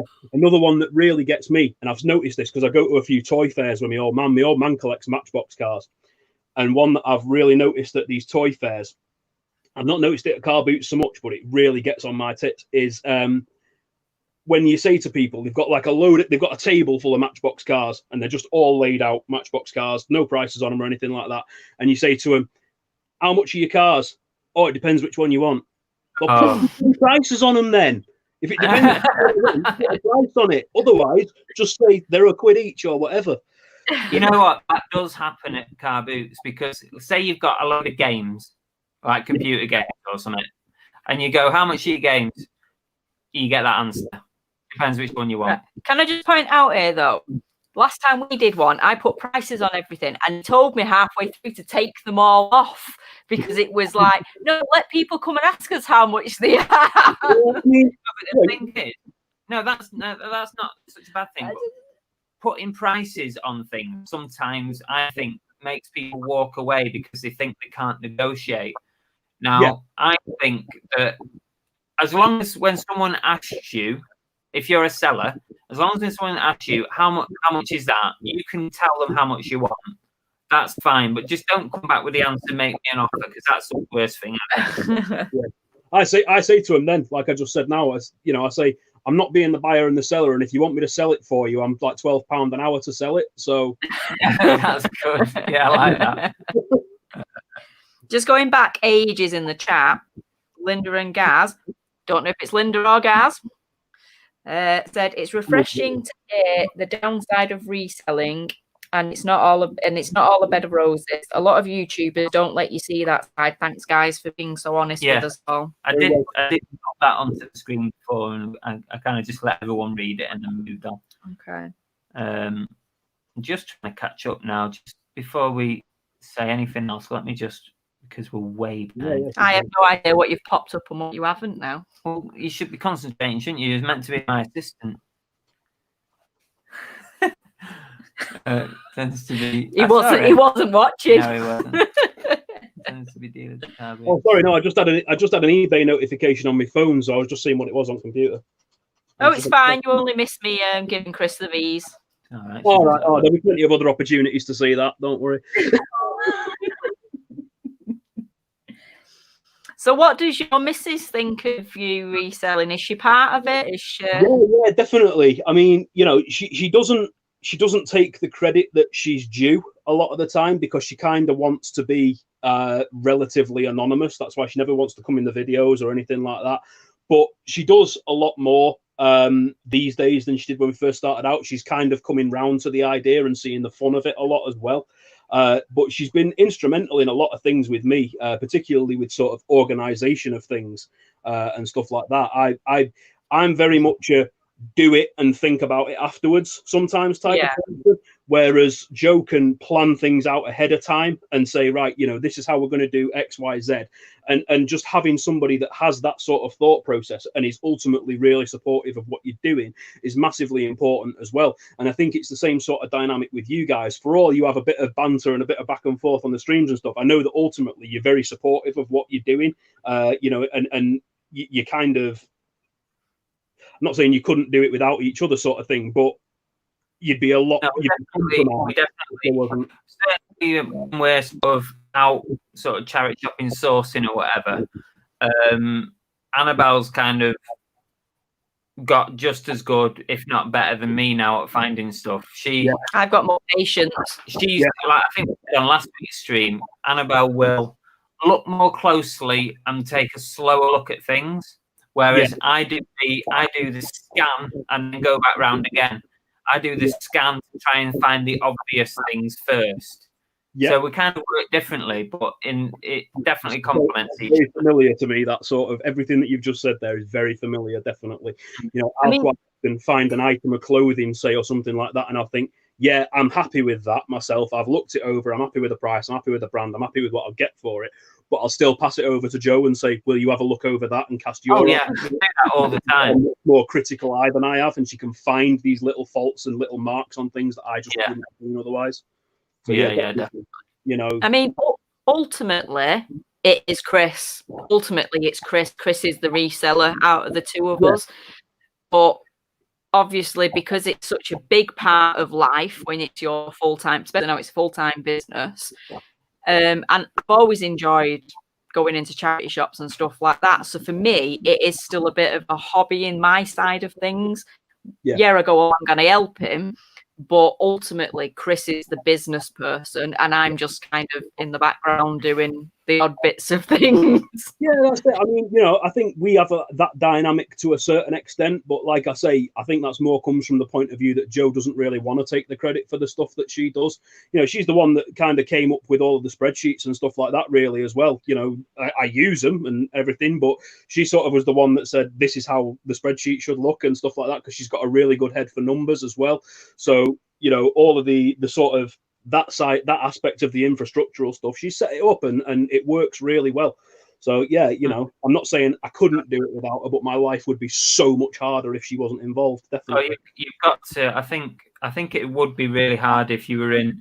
And I'm not saying it wouldn't work, because there probably is people in the chat who do have a relationship like that. But it must be quite tricky if your other half doesn't get involved at all. I think that must be tricky. Yeah. Just for the pure stock that you have to put up with in the house for a start. Yeah, God. I mean, you know, I've for the first time in my life, I've got a death pile. I've never had one before. And I actually got really stressed out about it the other day, because I didn't come to terms with the fact that that's what I'd got, that I have actually got. I just got a death pile. But I was thinking, oh God, I've got all this stuff mixed up. It's all over the place. You know, I've got stuff mixed up with, I've got ready to photo stuff mixed up with listed stuff, mixed up with stuff that I've just bought and stuff like that. Simply because like there was a lot of illness and colds and stuff in the house in the new year. So I was just going out to get away from the germs. And every time I went out, I was going sourcing, and I was buying all this stuff and not having enough hours in the day to process it. So I've ended up for the first time since I started reselling with a bit of a death pile, but I'm working through it.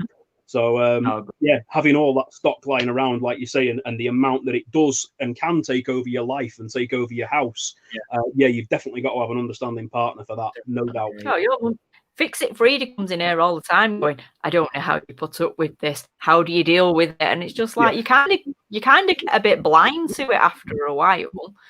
I do have a little. I do like going around the walls like that, and it's like I can't get to do it to do all these boxes. I do have my little zone where I'm like, I don't want it in the living room, and when it does start to creep into the living room, I can get a little narky with it, because I do like to have that little space that's just clear. That's, you know, there's no clutter, there's no nothing. Yeah, you've got to have your sanctuary. It's like I'm not allowed no stock in the bedroom. It's just not. It's not even on the radar. Any stock comes into the bedroom, it goes in the bin. So yeah, I know what you're saying. It's you've got to have your little sanctuary, definitely.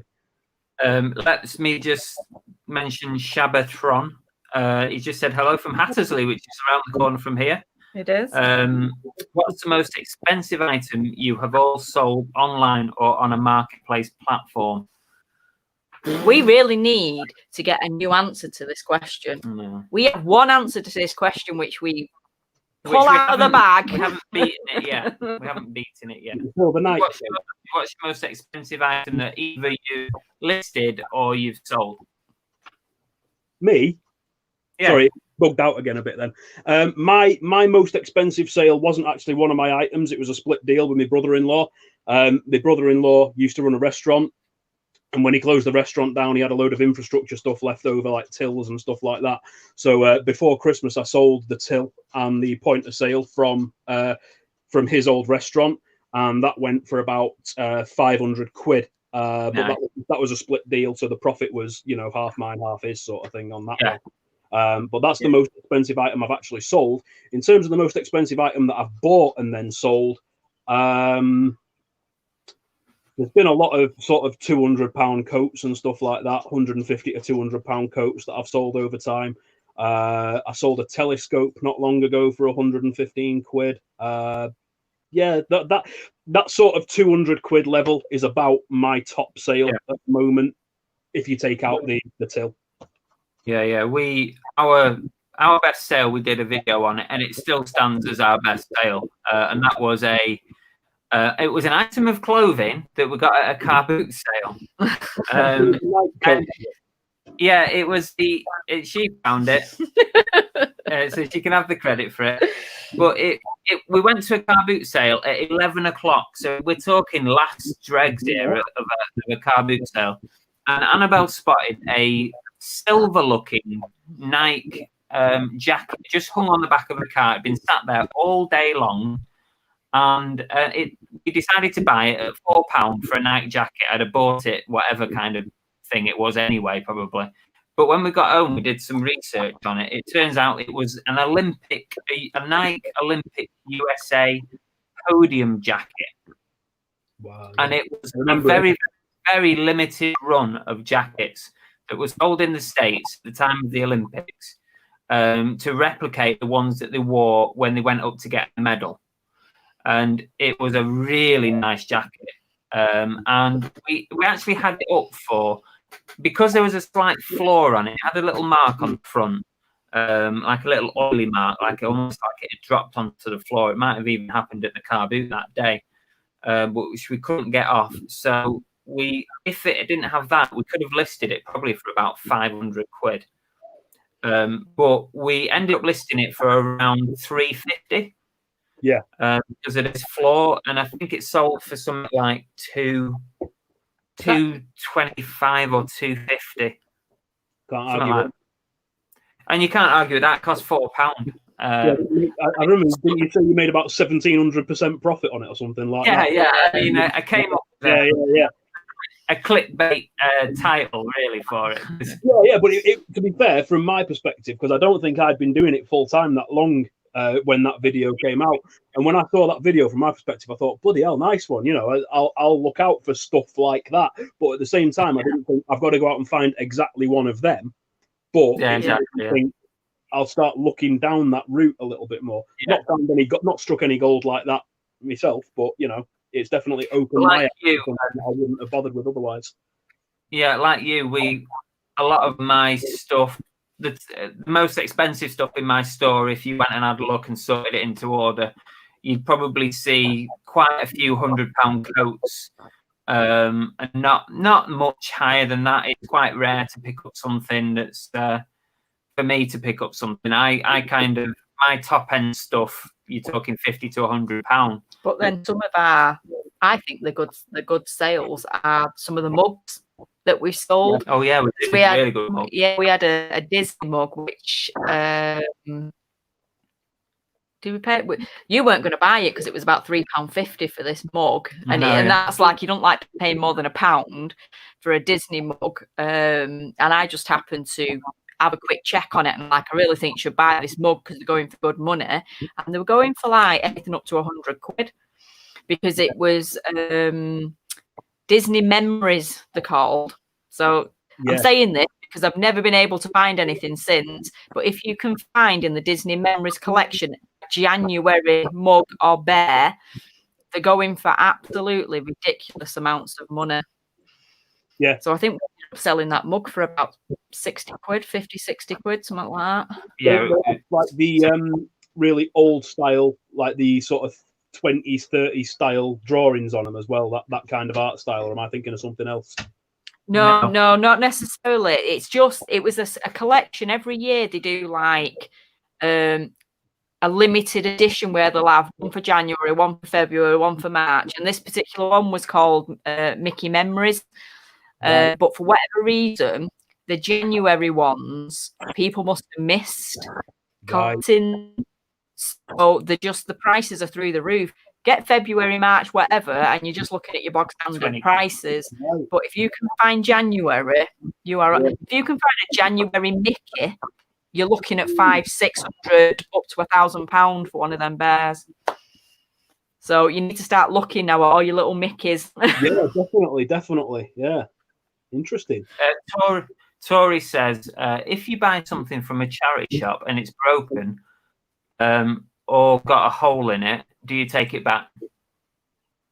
It depends on what it is, to be fair, and depends on how much I paid for it. If I pick something up for a couple of quid from a charity shop that's like 20 miles away, I wouldn't bother taking it. I'd just chalk it up as a loss and maybe try and put dirt cheap or whatever. But if it's something that I bought from a local charity shop, I'll certainly take it back, but I never get a refund. I always exchange. You can get refunds from charity shops, and nothing against anybody that does want to get refunds from charity shops. But my own personal sort of code of ethics, I don't get refunds off them. I'll only ever exchange it for other stuff. Yeah, I don't think I've ever taken anything. Have we ever returned anything? No, because 9 out of 10 times you've only paid £1, £2 for it. So it'll either go back in a charity bag and it goes back to another shop. Or like you said, if we can sell it with the floor in it, then he'll sell it with the floor in it. Because at the end of the day, if you've only paid £1 or £2 and you can still make a tenner, it's better than nothing, isn't it? The way I see it with stuff like that is that obviously we buy a lot from charity shops and we make money on it. So now and again, if something doesn't work out, then it's just gone to charity on it, and we've made money in the past. So yeah, that's it. It's fair. Yeah, totally fair comment as well. Yeah. Just before, did you ping this up with DB Resell saying, can I have a shout out? Is at 974? I think they already did. Did they do it? Yeah, has it been done? If you're not subscribed to Damien, DB Resells, go and subscribe to his channel. He's in the chat somewhere, I'm sure. Definitely go and subscribe to Damien. I was just talking to Chris actually about Damien before we came on air, and saying how great it is to see where he's got to in the space of time that he's got there. Because I first became aware of Damien just as somebody else in the chat on Chris's live stream. And I remember him counting down to sort of going full time and quitting his job and having his money saved up. And in many respects, he's kind of gone about getting into full time reselling the way I would have wanted to go about it myself, in terms of having a little bit of money behind me and having a bit of that organization in place. But his videos are great. His channel's great. He's a really nice, down to earth, informative guy. So definitely go and give Damien a sub if you're not already subscribed. And don't forget, if you want to subscribe to the Mad Tatter. Oh yeah, him as you well. You can sub him as well, because he's all right. And he's all right. The link to Andy's channel is actually in the video description. I'll put it in there already so that you can find it. Jason Heron says, evening, I had an amazing pickup in my local charity shops. 5 board games for £20, and within the bundle were the Hasbro WWF 1991 wrestling ring with sound. Also, MB Games Ghost Castle New, which is listed for 150. Wow, that's a great Have you That's a heard of great the one, Ghost though. Castle one before? Yeah. Yeah, Ghost Castle. yeah, that's like in the sort of hero quest level of Hero board games that you want to find. Yeah, I've had, you know, I don't have a lot of positive things to say about board games by and large, because that was one of the things that I fell into early on from other resellers on YouTube saying, "Oh yeah, buy these board games."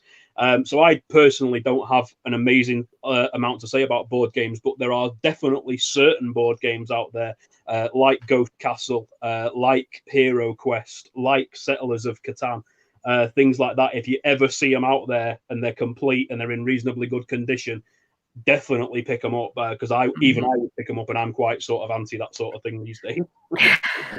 Yeah, I tend to avoid board games simply because I can't be asked checking to make sure all the pieces are there. Yeah, and certainly at car boot sales, you can't stand there and start counting all the bits and bobs. no. But I am like you. I look for those key board games that you know are going to sell, and then if I see one of them, I never. Some of them there, Linda and Gaz's, their most expensive item was £95 for a musical antique hairbrush, and Wow. they got it free from a house sale.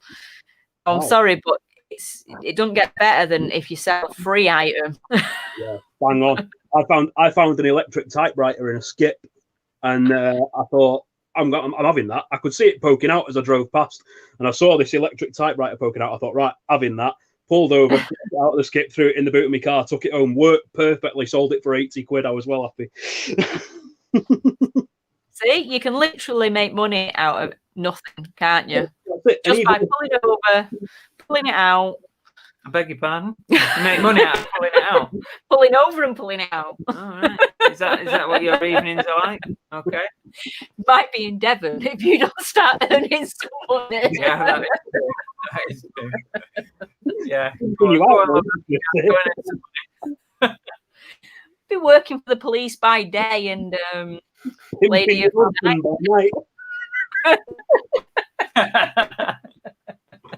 Oh, man. Andrew says he's going, but he's off to watch some netball. Okay. Now I wonder why he's going to watch netball. Is he allowed near netball courts? Probably not. He's probably got an injunction or something out on him. Carl says, just looked at Mickey Memories complete set, only £995. Twice the price. Cheap. Tea cakes. Thing is, certain board games you can make considerably more selling the pieces. Yeah, I'll have that. Yeah, valid point. I much prefer like your traditional games. So I prefer like chess sets, dominoes, solitaire games, things like that. I prefer the sort of really traditional stuff to board games. But yeah, you know, perfectly valid point there. Tea cakes, definitely. Yeah, because Carl also says I sold the characters from Paw Patrol board game for more than the game is brand new. I mean, that is just ridiculous. And that's quite a modern game as well. So that's definitely. Tori said her best sale was a jacket for 300 quid. Yeah, I did bring that up before, but again, you weren't concentrating. No, I can't read and watch what you're pinging up. I'm at the bottom of the chat. See, did you ping Lee's up about these Nerf guns? Because we've had a chat with Lee recently, because he sells a lot of Nerf guns, which is not something we've ever looked at.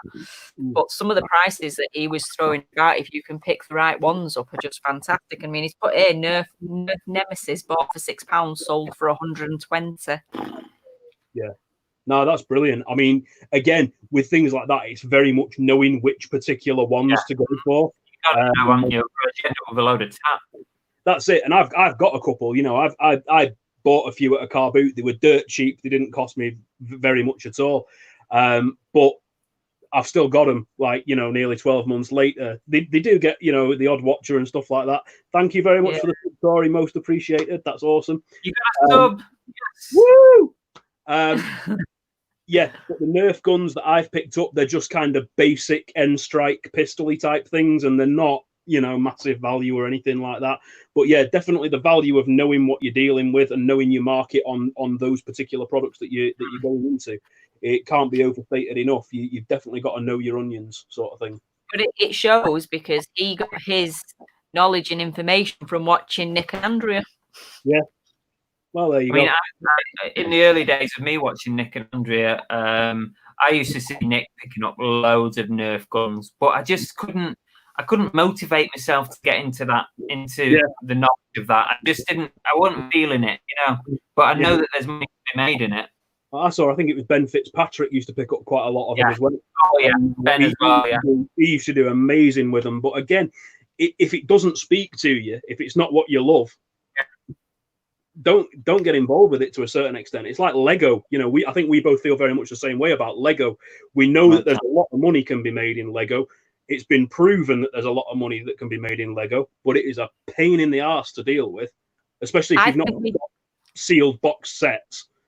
Yeah, I think we've all just had really bad experience with Lego when we were younger. That's what it is. We just don't want to go there. Damien says his best individual sale was an Agatha Christie book set or something that he sold for £100.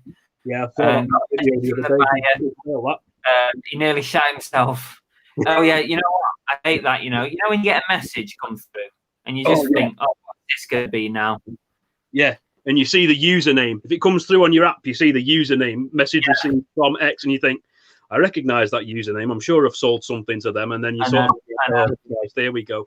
And then sometimes it is just a nice thank you or whatever, which is exactly. Yeah, I know. But you do pick book sets up, don't you? Sometimes, it can be a good profits in certain boxed book sets. Yeah.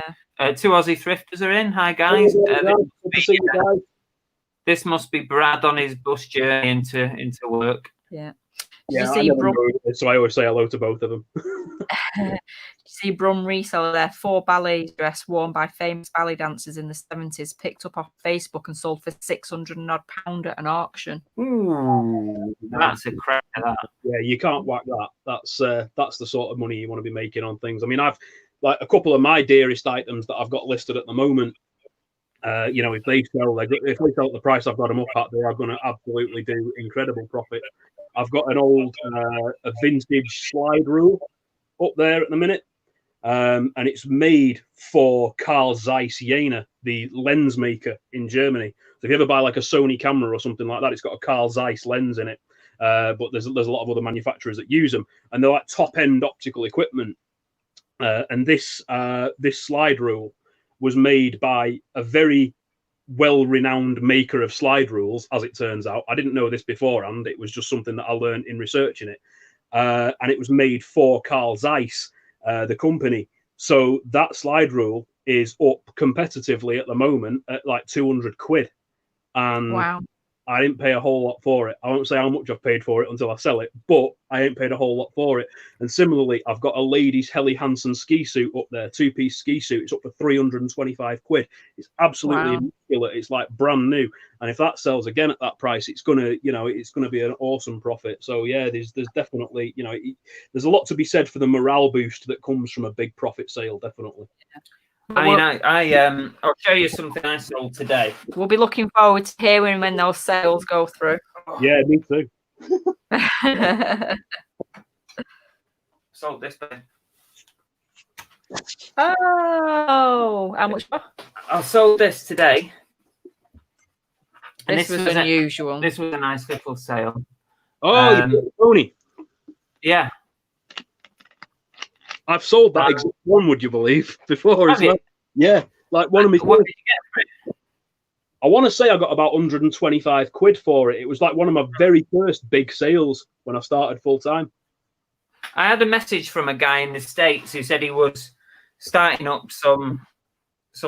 I can't remember what it was. Some community centre or something for people who used to be a part of the mounted unit or something, and he was collecting these. Yeah. And he asked me how much I'd already sent him a best offer of $89.99. I had it up for about 110. Yeah. So I sent him an offer of $89.99, but he said, could I do any better? So in the end, we settled on £80, but also there's £30 international shipping going on top of that as well. Yeah. Is it all boxed and everything with all the card and that, or is it just as it is? No, just that. Oh, that's pretty good going then, to be fair, because like mine was all boxed up and had all the paperwork and everything with it. And mine actually, I was lucky in a way because it went to somebody who did collect them and wanted that specific one. So I think that had a lot to do with the price that I got for it. I think I was a little bit, optimistic in that respect, but it paid off. But there was a price discrepancy, like you said, if they were without the boxes and everything that came with. Yeah, definitely. Provenance counts for a lot in stuff like that. Collectibles, ornaments, watches. There's a lot of sort of vintage electronics and stuff like that as well. Provenance, box, papers, instruction manual, receipts, all of those things count for a lot, and they do add a lot of value to your products and sales. Yeah. I mean, yeah, so that was a nice one today. Did we get in Scotland? Yeah, I got it I bought it in a Carboot sale in Scotland. It cost me £10, so I'm okay with it. Yeah, I think my one of those was the first item that I bought on gut instinct, where I just thought, that on gut instinct. It feels like it's a good thing. It feels well made. It's nicely detailed. I didn't know anything about them. It was one of the first items that I bought on gut instinct, and it actually did really well. So I was well happy with that. You didn't buy it on gut instinct? No, you didn't. I researched it. Oh, yeah. Is it called Standing Guard or something like that? Yeah, Standing on Guard, yeah. Yeah. My thought was that it was going to be worth something. Yeah, you're just backtracking. The mounted ponies. Yeah. And it helped painted ponies. Painted ponies. Yeah, the trailer painted ponies. If you get the trailer painted ponies. If you look it up, trailer painted ponies, Warhorse. And it's like a Native American painted horse with all this stuff on. I think I've seen them. I'm sure the last one of them I saw was about 500 quid for these top end ones of them. So they're a really good collectible to look out for because you don't see them everywhere either. Linda and Gaz says Lego got them a ban on Facebook because they used the word Lego compatible. Yeah, you can't do that. Trademark stuff is really tricky. Yeah. If you're not selling the real thing and you put it on there, you're gonna you could struggle. You could get in a bit of trouble for that. Although I would have probably done the same thing at one point. I would have thought, that'll help sell it because I'm saying it's Lego compatible. But yeah. Shabatron says mine was a Zelda limited edition statue. I took an offer for £349.99 3 years ago. Got it from an online auction for 79 quid. In transit, the sword broke. So the value statue by 60%. Oh, Jesus. What a shame. I was just looking at this Brum Reseller has done quite a few good ones. They said they bought a boat figurehead for 200 in a charity shop and sold it for 550. Now the thing with that is, I don't think we would ever spend £200 on one item. I think you'd have to be pretty sure that you're going to do it. Yeah, definitely. You'd have to be really sure. I think the most I've dropped on one single item was 50 quid, to be honest with you. Is about the most I've dropped on one single item. And that was on a Pentax camera that I've got listed at the moment for 235. And that's about, they're going sort of money for them. So yeah, I think that's the most I spent on a single piece. I remember in the earlier days of when you were reselling, and we had that, was it Guardians of the Galaxy, a Hitchhiker's Guide to the Galaxy figure, the robot.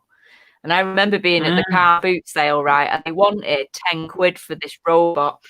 And he must have gone back to it. He must have gone back to it about 4 or 5 times. And he just couldn't bring himself to pay this £10, even though he knew there must have been some value in it because it was unusual. And eventually, I think you got it for about 8 quid, didn't you? But he was proper like, I can't believe I paid £8 for this figure. But that was in the early days when I really didn't like paying more than like £15 and stuff. But literally, you listed it that day, and within minutes, it sold for 60 quid. Yeah. It was a good one, that. So I think it's just, like you said, it's having that knowledge and confidence. It's having a bit of confidence, that's the word. Confidence in what you're looking at, confidence in your instincts, and being able to check it out as well. But there was something there that day, because you wouldn't have normally kept going back, but you just kept going back and going back and going back, and eventually sort of like took a punt on it, didn't you? One of my little sort of mantras on that sort of respect is always to be confident in what you do know, but honest about what you don't know as well. you know, if you definitely don't know about something and you can't research it on the fly, you've got to be honest with yourself and say, look, yeah, this might make a load of money, but at the same time, I might completely shoot myself in the foot with it. Yeah. But at the same, and then, like I say, on the other side of the coin, be absolutely confident in what you do know. Don't second guess yourself if you think something is absolutely spot on based on your knowledge and your assessment of that item.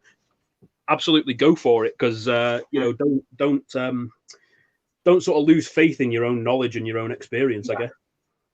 Yeah. Hidden Gem Reselling said, have we touched on QuickBooks yet? Because this is something that Damien DB Resells sort of mentioned in the Money Mental Facebook group today. There's an issue at the moment. I know you don't use QuickBooks, Andy, but there's an issue that's come to light with QuickBooks whereby it's going to start pulling in from PayPal just the gross amount of a sale and not the fees. Whereas at the moment, it currently, say you sell an item for £10, it will pull in 2 transactions to your QuickBooks. It pulls in £10 sale as an income, and it puts in, I don't know what it is on that, £1 for the fees. Yeah. So it does an outgoing cost of £1 for fees. That's just an example. I don't know if it is £1. Yeah. So going forward, apparently that system is going to change. All they're going to do is pull in the £10 and not add the fee, which means that we are manually going to have to download fees maybe on a monthly basis and put that amount in our accounts, which is really annoying. I don't understand it. The bit of having something that's supposed to be all automated as well, doesn't it? Well, you know, the thing with QuickBooks, it's supposed to do a lot of the work for you. The clue's in the name. It's meant to be a quick way of doing your accounting and your books. Exactly. But if they're going to start making you do everything manually, well, what's the point in it? Because I had that before on my last accounting. It's just really frustrating. Yeah, not. I don't know if anyone in the chat sort of already touching on this issue and how are they resolving it, and I'd be interested to know. I'm sorry, guys. I just need 2 minutes again. I do apologise. Don't worry, you're all right.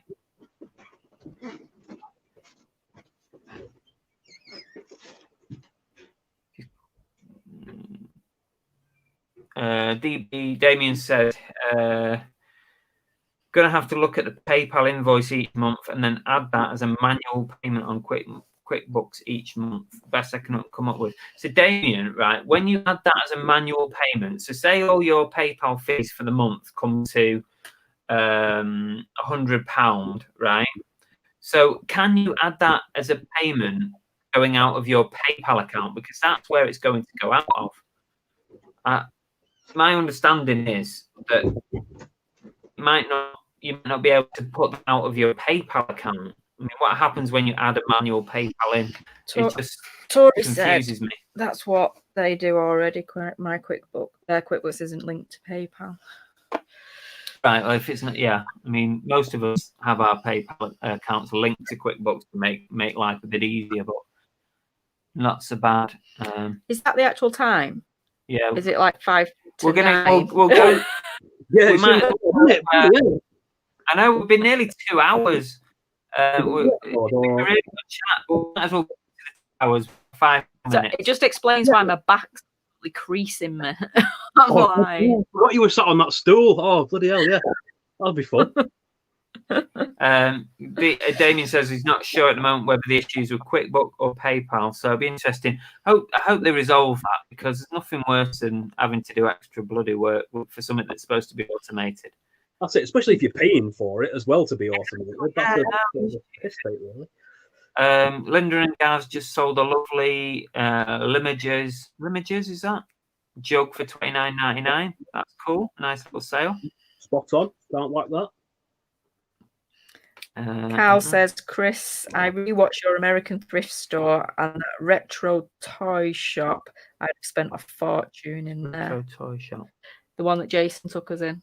You know, when we went downstairs with all the stuff. Oh, yeah. But the prices were quite high on it.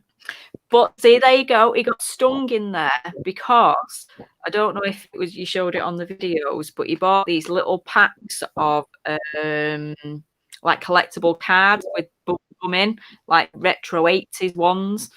Tops. wax packs. Is that what they were called? And you were paying like $5 a pack, weren't you? And he brought them back for his own personal sort of collection because he liked them, and then went and bought a whole bundle off Facebook Marketplace, didn't you? Bought loads, yeah. Bought loads. Like next to nothing. And it had the exact same ones in that he'd bought. He paid $5 from the US, so you don't always save money. Yeah. But there's a lot of that sort of behaviour with people in those kind of specialist shops where they almost price up for the privilege of shopping there, not just on the basis of the item. And like I say, I go around these toy fairs with my old man, and I see it a lot with different dealers. You'll have some dealers that'll just have a big box full of toy cars, and it'll be like, £1, £2 for a car or whatever. And then you'll go down to the next stall, and you'll see the same car that you've just pulled out of one person's bucket for £1. You'll see it at £5 on the next stall. And it's just like exactly the same. There's no reason for it to be like that. You're just pricing it up because your stall looks nicer than theirs does. Well, we've never had much look at the vintage toy sales, have we? Because they do. I do feel like they know the value in the stuff they're selling. So for a reseller, it's not the best place to be going looking. It is more collectors sort of shopping area, isn't it? Amy Jones says, I'm about to take a career break at my job. I'm going to try reselling. She's only dabbled in it. What do I do first to do it legally? Phone HMRC and say what? And then what else do I do? Sorry, it's long-winded. So, I mean, as far as I'm aware, the first thing you should do is register yourself as a business with HMRC so that you can, in the future, you can do your self-assessment. Other than that, it's about keeping records of what you've spent and keeping records of what's come in, and you can do that manually or you can use an accounting software. But Andy, what do you think? Yeah, I think what's tricky about Amy's situation there is she's saying that she's taking a career break at her job, so she will still technically be employed by that company. On paper, and for tax purposes, she'll still be employed by that company. So it's almost as if she's going to have, I think, again, don't take this as definite advice, but I think you may have to have like a dual tax identity almost for your personal business. Before I went full time, I was in a full time job, and I was registered self-employed for part time. So when it comes to doing a self-assessment at the end of the year, part of that self-assessment form asks you for any employment stuff. So if you were employed, so you put what you earn for your employment along with everything you paid in tax. Then you put your self-employed income and expenditure, and it works out in total what you owe. Yeah, true. So that's kind of how you do it. But I would just ring HMRC, tell them what you're doing, and they will advise you what the next step is. That's probably the best way. It's better to get it from them than from us, just in case we give you something wrong. Yeah, definitely. Like I say, don't take sort of legal or tax advice or monetary advice off anybody on any YouTube channel anywhere in the world. To be quite honest, you're definitely better off getting it from somebody who's regulated and licensed to talk to you about it. Will you stop pinging questions up now? It's 9 o'clock. No, I'm looking at here. I'm going to leave you in a minute. We're nearly. I'm going to leave you in a minute. Okay. Do any of you guys have problems with putting ads on Facebook marketplaces looking to buy things? Oh, so you're putting an ad saying that you're looking to buy from people. I've never done that. I'm not on Facebook, so irrelevant to me. Yeah, I've never done that, Linda and Gaz. I've never advertised to come to me to sell something. I've never done it, so I can't advise. Now, if you want, you can stay here all night. I'll just bid my farewells, and I'll leave you two guys to have like a little fan chat going on. Everyone's sort of saying thank you. And thanks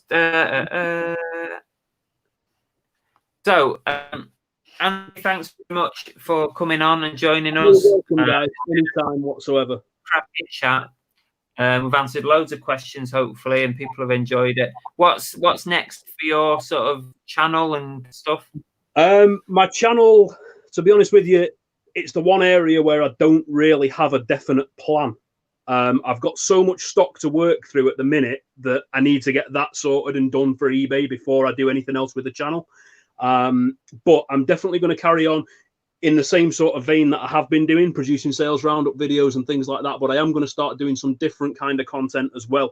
I'm in a position now where I've got one day once a fortnight that's kind of my own day to do whatever I want. So I'll be able to start making some more videos and stuff, and doing some shorter videos as well, because my videos do tend to go on quite a bit.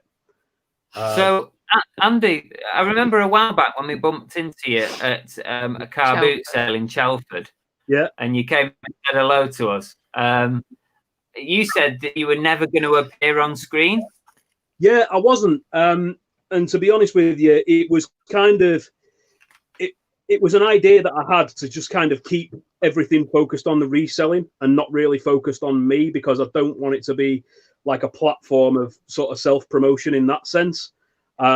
So I kind of did it for that reason. But as time's gone on, I think, you know, people have got to know me through like Instagram and other videos and stuff. So I jumped on and got my face on camera, and you sort of pushed me a little bit with it as well and said, you know, get on camera. So I thought, yeah, go on, then I will be. You're such a nice person to chat to. You should be on more lives. Oh, thank you very much. No, that's good. Nice to hear. Thank you.